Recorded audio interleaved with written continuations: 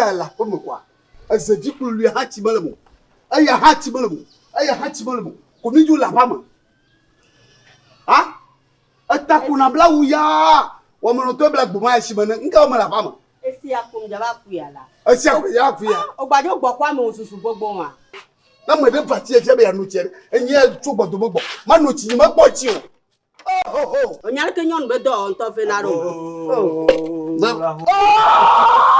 Vitória, wezo. Ni toma kosi pino. Amomonya. Oh, ba dia si dala ko ba. Momo. Bientôt já minha be esonya, e jo bati. Eh, ele lo ko gbo fun mi da, Wa, le ke mi do ya le ju ya me are. Ni mjibe, ba gba jivi e ta le fio. Oh. Nya ji, le ju game a ne Viens d'ograne jile du gama nyana ngu ko fobota. Wa o jivi on le fio ba wi nu. Ta ma pudu ne alo nyandele a. Oh, nyare ke maliore zo. Azo afone va. Nyavene to efuseni sebe. E va tu ya mo. So hunde na ma video a. Oh, mende so to ya. Me kari jibende gbale gwa mo. Awao, momo ga umo. Ga umo. Wa shire gwa mo na itoyire. Oya. Kemba to fun wa. E gapo gbe ma proson idolo. O be fi ipu ba jibile ya. O ya me de fo la. Kaka. Oh, gaviri msone ya. Mso ya sone la be no yodo chon ya leke nyimba. E ya leke vai, e ya leke gbona yo ja gbado kaka gapo vol gomina. o ja gbo Bare ewewu amanu wa. Etoni. Na tu ta ga ka ta ti ya nyan ka tu ga mi ye pe no nka tu ga ni la. Wadu di ni. Momo ga pe ba na nyon. Ma so gano la be hole nu ala. Momo aja. Ba ga pu. Wa gbono to gboko esun ma chi aba to go soja o yi na ra fa na. Ma mi confidence on. Ya ka mo to yan. Ele se sura. Ele ta gbo la si wa. Ele nyira. Na mi le fuma npongu ya ba yodo chi npongu ya ko evoa. Ne mi gbon ko ma fa tu lo ho to gboko. Lo ga kata ko de gboko. Zo an chi bu blu ba yi. e bi ma de black coucher de kama ba se Ele se si da fi won ma. Ma jokin bola balo. Ajojo ni ma ko ga ma jogo lo. Bo ho yi mamale da. Bo ma so ba ko gba gbede me na le ti ma. Bo na le si glin si le ko nya e ko nkena. Mana do panu sole fi. Mo ma dun wa ba panu so ni. Mumu. Va mai ma va la. Ayi ti da va ko nya na da. Va ko. Oh, gamele yila. Va ko. Gere ko ma ko mo fi. Gere ko mo na ko mo da. Gere ko wa gere ko. Ye malo e.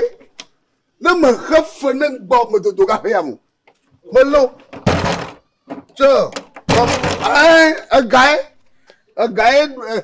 who I think Malaga, what I don't know the way.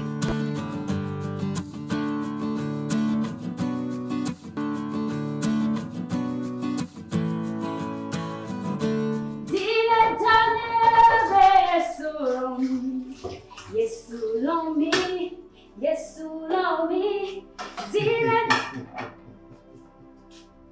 Yes. Vanessa. Ofo. Onyabe maume ondoa.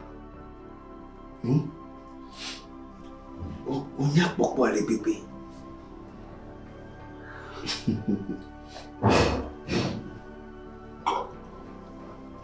Oya. Ndinabe lolo kele nyakuta do domea. Banon ne bepele nyapo dome. Okore ke njira da do mtreba gbea. Ndibe matro agbe o Vanessa.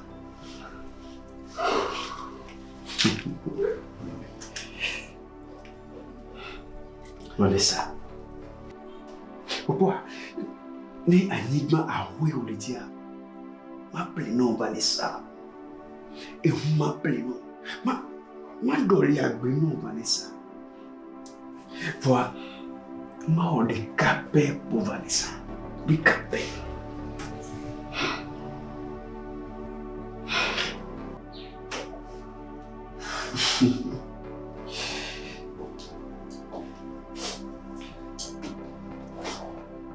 Opo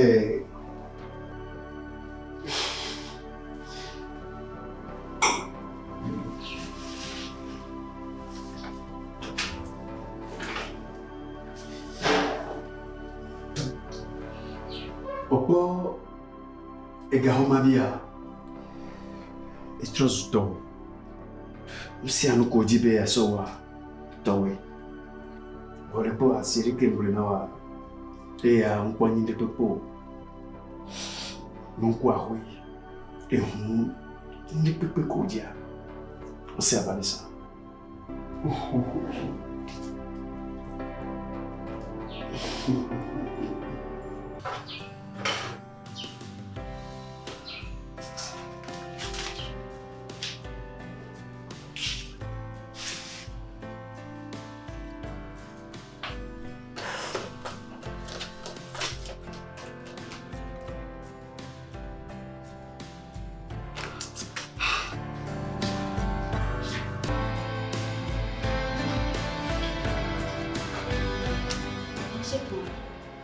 Matin, et nous qui me disons ce bon ya, le matin, et si tu ne me dis comment on va nous ici.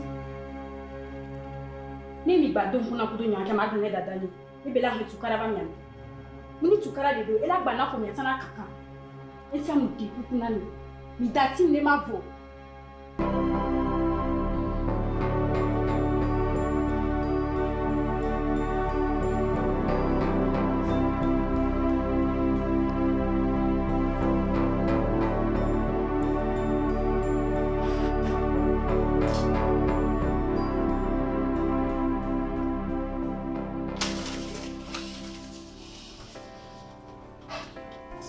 Wezoe. Ya bwana. Ovidia. Hapo nimepeka.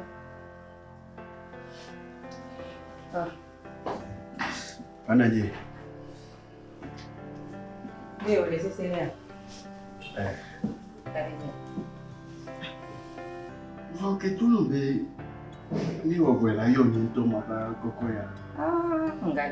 Ngabiji bro. Ngolobe vile bambado bohono omuhu kombai obe nyangati mpuna. Esro nkali ombijori.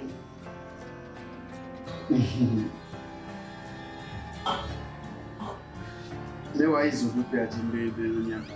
Amede. Eko, chipe. Hey. Leo foro. Mponyo lelo. Obanye koko matante. Akpe. Wao. Bangwana masa kwete nyimaba. Okay, déplace à côté là-bas. Aha, maba fiti.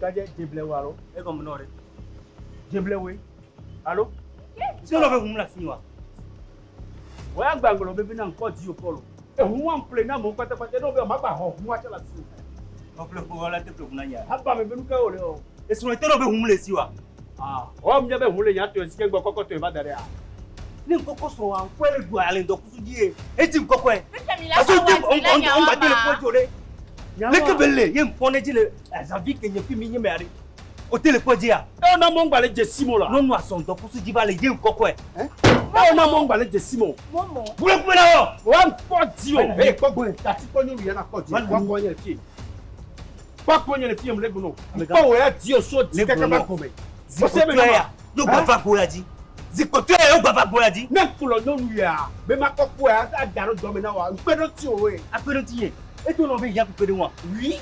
Hein? Et tu n'as pas humble garage maintenant. Ami va le humble maintenant. Hein? Tu plains la paix de humble pour kaba. Zikotua. Zikotua, il y a un bapon la poésie. Mais tu vas pas soigner. Babon. Babon. Hein? Et il y a zipelo. Le dos pour problème. Aussi là. Le don kokuna. On te le poste on dit. Et ben soit pas les yem koko ya. Yi, na baba ko ya me le pied. Le moi na ina baba. You call out there. Zikotu ya. Zikotu Zikotu ya zipe. Tulobe baba boyati. Na be baba koko so reko. Zikotu ya. Ngole no. Il m'a dit ça de quoi il va dire coco elle. Ngole no. Mia dogo. Osia. Mia dogo. On a deux le pied. Zikotu ya.